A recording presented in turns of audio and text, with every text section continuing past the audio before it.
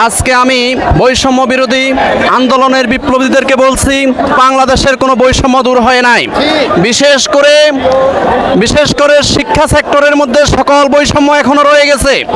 সম্মানিত বৈষম্য বিরোধী আন্দোলনের বিপ্লবীদেরকে বলছি, বাংলাদেশের মাত্র 3% শিক্ষা প্রতিষ্ঠান সরকারি সকল সুযোগ সুবিধা তারা ভোগ করে।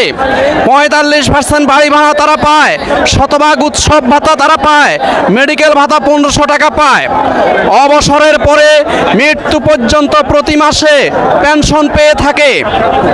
এই জন্য তারা কখনো ওই সরকারি প্রতিষ্ঠানের ওই সমস্ত চাকরিজীবীরা এবং সরকারি 3% শিক্ষা প্রতিষ্ঠানের শিক্ষকবৃন্দ কখনো বৃদ্ধাশ্রমে যেতে হয় না।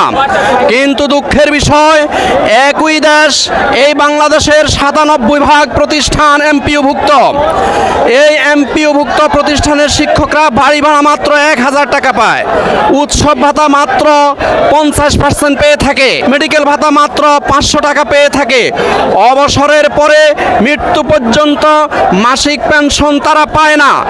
এই কারণে কখনো কখনো এই 97% শিক্ষা প্রতিষ্ঠানের, বিশেষ করে এমপিওভুক্ত শিক্ষা প্রতিষ্ঠানের এই শিক্ষকরা পারিবারিকভাবে বিপর্যস্ত হয়ে অনেক সময় তারা বৃদ্ধাশ্রমে যেতে হয়, আবার কোনো সময় এই সমস্ত শিক্ষকরা দিনমজুরি করতে হয়। আমি বৈষম্য বিরোধী আন্দোলনের সম্মানিত বিপ্লবীদেরকে বলছি, আপনারা যদি সত্যিকার অর্থে বৈষম্য দূর করতে চান, সর্বপ্রথম এই শিক্ষা প্রতিষ্ঠানের বৈষম্য দূর করতে হবে। আমরা জানি শিক্ষা জাতির মেরুদণ্ড। এই শিক্ষা জাতির মেরুদণ্ডই যদি হয়ে থাকে, এই জাতির মেরুদণ্ডকে ঠিক করার জন্য আমরা চাই তুখুর মেধাবীরা শিক্ষক হতে হবে। তুখুর মেধাবীরা যদি শিক্ষক না হয়, এই শিক্ষা জাতির মেরুদণ্ড তথা জাতির মেরুদণ্ড কিভাবে ঠিক হবে?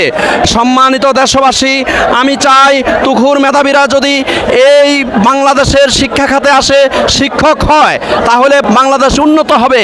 আর এই জন্য প্রথমে শিক্ষা খাতের দিকে তাকাতে হবে, শিক্ষা খাতের বৈষম্য দূর করতে হবে। সরকারি 3% শিক্ষা প্রতিষ্ঠানে যে সমস্ত সুযোগ সুবিধা দেওয়া হয়, 97% এমপিওভুক্ত প্রতিষ্ঠানকেও জাতীয়করণ করে এই সমস্ত শিক্ষা প্রতিষ্ঠানগুলোর মধ্যেও সেই সুযোগ সুবিধা দিতে হবে যে সুযোগ সুবিধা 3% সরকারি প্রতিষ্ঠানে দেওয়া হয়।